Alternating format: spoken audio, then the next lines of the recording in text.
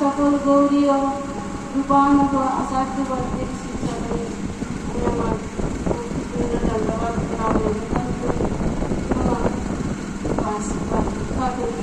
এবং উপস্থিত আগত যে প্রশ্নগণ এসেছেন আমি নাম জানি না। বিজয় প্রভু বলছে মারাঠুনা নামক তাদের শিচারণে আপনার ধন্যবাদ জানাচ্ছি। আমাদের মহাভাগ্য নিজ কার্য নায়িকা মহান্ত স্বভাব হয় তারিখে বাবা নিজ কার্য নায়িকা শ্রীমতী মেনকা দাসী তিনি গোবর্ধনবাসী। শ্রী গোবর্ধন বাবাজি মহারাজের আশ্রিতা। তার স্বামী কমল ঘোষের আত্মার শান্তির জন্য এই অনুষ্ঠানের তিনি ব্যবস্থা করেছেন। তো সকল বৈষ্ণবগণ এসেছেন তাদের চরণ ধুলিতে যেন তার আত্মার শান্তি হয়, সে যেন ভগবতের চরণ লাভ করতে পারে।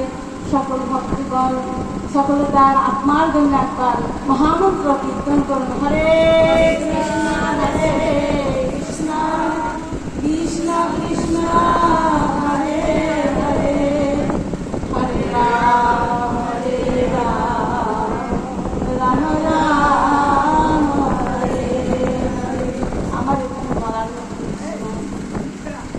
আগত বৈষ্ণবগণ এসেছেন তাদের শ্রীমুখে আপনারা হরিদাস ঠাকুরের কথা অমৃতময়ী কথা শ্রবণ করলেন। জীবের একমাত্র কর্তব্যই হলো হরি ভজন করা, হরি সংকীর্তন করা। আর হরিনাম করতে গিয়ে যদি কত কষ্ট স্বীকার করতে হয়, ওনার মুখে আপনারা শুনে দিলেন। কারণ এই জীবনটা তো অনিত্য, এই জীবন আমরা বেশি দিন রাখতে পারবো না। দেহিনম যত দে বলছেন দিবাসাংসি দিনানি যথা বিহায় নবানি দিনাতি নরপুরানি তথা শরীরানি বিনা জিল্লানি অদল্লানি সংঘাতি নবানি।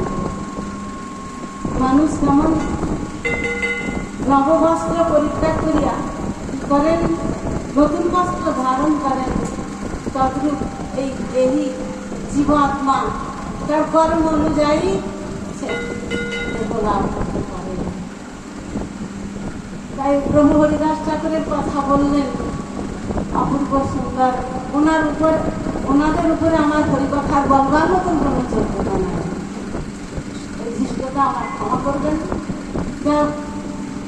সকল ভক্তবৃন্দের অনুরোধে আমি এই ভগবানের কিঞ্চিত কথা উনি যা বলবার বলেই দিয়েছেন যে একমাত্র জীব যদি এই জীবিত অবস্থায় যদি ভগবানের নাম কীর্তন করেন তবে তার আপনার মঙ্গল হয়, পরিবারের মঙ্গল হয়, তারপরে গৃহবাসী সকলের মঙ্গল হয়। তাই বলছে হরি শব্দের অর্থ সর্ব অমঙ্গল হরে প্রেম দিয়া করে মন। তাই এখানে হরি সংকীর্তন হচ্ছে। আপনারা ভক্তগণ সকলেই এসছেন, কি বলছেন হরিবাসনের কীর্তনে? শুদ্ধ ভগত চরণের ভজন,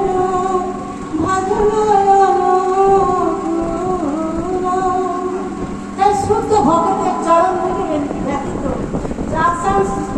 স্মরণার পুংসাং সত্য সিদ্ধান্তি বৈদ্যা কি কোনো দর্শন দর্শন পাওয়া সত্য আসে না। শ্রীমদ ভাগবত পরীক্ষিত মহারাজ সুখদেব গোস্বামী বাদ পরীক্ষিত মহারাজকে বলছেন তোমার গৃহকে যদি পবিত্র করতে হয় তাহলে বৈষ্ণবগণের চরণ ধুলিতেই সেই গৃহ পবিত্র হয়, নচেত নাই। পিতাই গো প্রেমানন্দে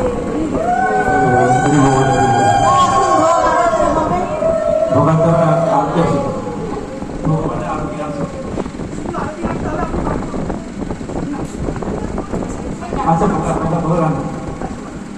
ভজ